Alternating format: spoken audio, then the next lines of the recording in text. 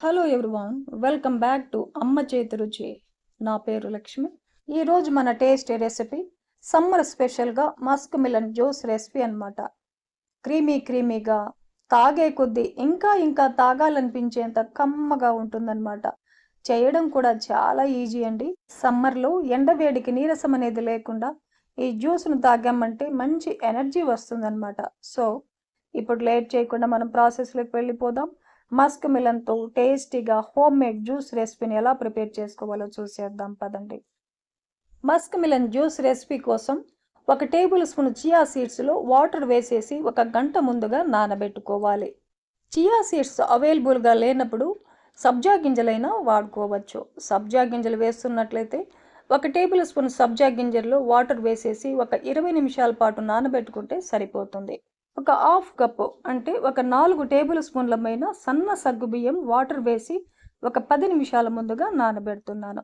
In case మీరు లావు సగ్గుబియ్యం తీసుకున్నట్లయితే 1 అరగంట ముందుగా నానబెట్టుకోవాలి. ఇప్పుడు ఒక మస్క్ మిలన్ తీసుకొని నీట్గా కడిగేసిన తర్వాత ఇలా కట్ చేసి లోపల గింజల్ని తీసేయాలి. ఇలా గింజల్ని తీసేశాక పల్పునంతా ఇలా తీసుకుంటూ ఇంకొక బౌల్లో వేసేసుకోవాలి. ఇలా పలుపునంతా తీసుకున్నాక ఇందులో నుంచి 2-3 టేబుల్ స్పూన్లమైన పలుపును తీసి పక్కన పెడుతున్నాను. ఇప్పుడు ఒక మిక్సీ జార్ తీసుకొని మిక్సీ జార్లో తీసిన పల్పును వేసేసుకొని మూత పెట్టేసి మెత్తగా మిక్సీ పట్టేసుకొని ఒక బౌల్లో వేసేసుకుందాం. ఈ జ్యూస్ని ఫ్రిడ్జ్లో పెట్టామంటే మిగతా ప్రాసెస్ అయ్యే లోపల జ్యూస్ చల్లగా తయారైపోతుంది. ఇప్పుడు ఒక బౌల్లో 1 టేబుల్ స్పూన్ కస్టర్డ్ పౌడర్ వేసేసుకొని వాటర్ వేసి ఉండలు లేకుండా కలిపి పెట్టుకోవాలి. మీకు నచ్చిన ఫ్లేవర్ కస్టర్డ్ పౌడర్ని తీసుకోవచ్చు. ఇన్ కేస్ మీ దగ్గర కస్టర్డ్ పౌడర్ లేకపోతే కార్న్ఫ్లోర్ను కానీ మిల్క్ పౌడర్ని కానీ తీసుకోవచ్చు. ఇప్పుడు స్టవ్ ఆన్ చేసి ఒక ప్యాన్ పెట్టేసుకొని 2 గ్లాసుల వాటర్ వేస్తున్నాను. వాటర్ ఇలా బాయిల్ అయిన తర్వాత నానబెట్టుకున్న సగ్గుబియ్యం వేసేసుకొని కలుపుకుంటూ ఉడికించుకోవాలి. సగ్గుబియ్యం ఉడకడానికి వాటర్ ఏమైనా తక్కువ అనిపిస్తే ఇంకాస్త వాటర్ వేసేసుకొని మెత్తగా సగ్గుబియ్యాన్ని ఉడికించుకోవచ్చు. చూడండి, సగ్గుబియ్యం ఇలా ఉడికిన తర్వాత 1/2 లీటర్ పాలను వేసేసుకొని కలిపేసుకోవాలి. పాలు ఇలా మరుగుతున్నప్పుడు స్టవ్ని లో ఫ్లేమ్లో పెట్టేసుకొని కలిపి పెట్టుకున్న కస్టర్డ్ పౌడర్ని వేసే ముందరగా ఇంకొకసారి అలా కలిపేసి వేసేసుకోవాలి. కస్టర్డ్ పౌడర్ వేసిన వెంటనే కలుపుకోవాలండి, లేదంటే ఉండలు వచ్చే ఛాన్సెస్ ఉంటాయి.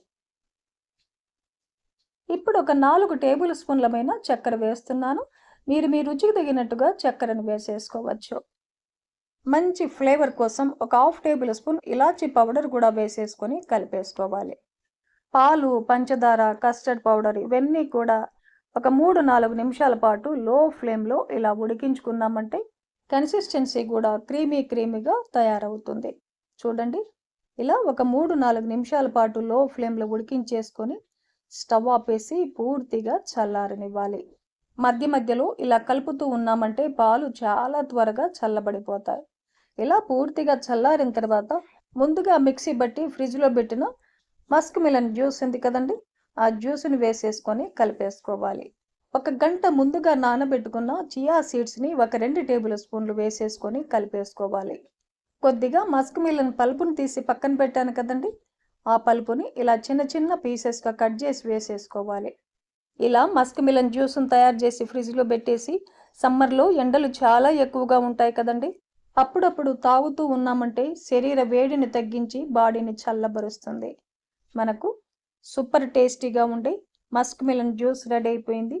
సర్వింగ్ గ్లాసుల్లో సర్వ్ చేసుకొని చాప్ చేసిన 2-3 రకాల డ్రై ఫ్రూట్స్ను కూడా వేసేసుకున్నామంటే తాగుతున్నప్పుడు ఈ నట్స్ తగులుతూ కమ్మగా చాలా బాగుంటుందండి.